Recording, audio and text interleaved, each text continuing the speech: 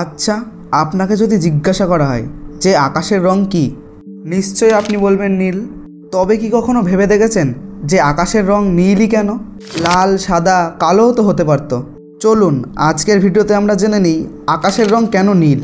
বৈজ্ঞানিকরা ব্যাখ্যা করেছেন যে যখন সূর্যের আলো আমাদের বায়ুমণ্ডলে প্রবেশ করে, এটি অণু এবং ছোট কণার সাথে মিথস্ক্রিয়া করে। এই বিচ্ছুরণ কিছু রঙকে অন্যদের তুলনায় বেশি ছড়িয়ে দেয়। তবে সূর্যের রং বিভিন্ন রং নিয়ে গঠিত, প্রতিটি ভিন্ন তরঙ্গ সহ।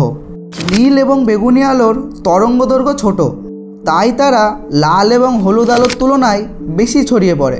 কেন নীল কিন্তু বেগুনি নয় কেন?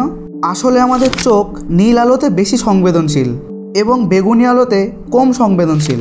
উপরন্তু উপরের বায়ুমণ্ডল অনেক বেগুনি আলো শোষণ করে, ফলে নীল রঙটি প্রধান রং হিসেবে থাকে।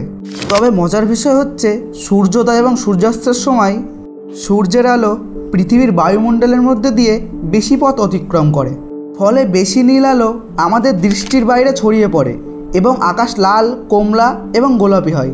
এর জন্যই আমরা সকালবেলা ও সন্ধ্যাবেলার দিকে আকাশের রং চেঞ্জ হতে দেখি।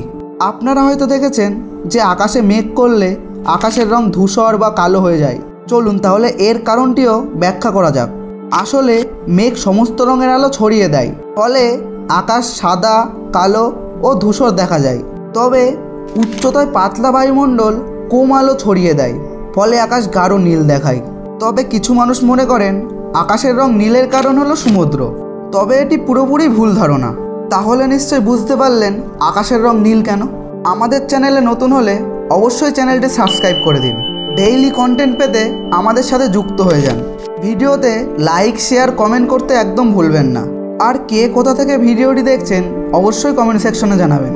সকলকে অনেক অনেক ধন্যবাদ।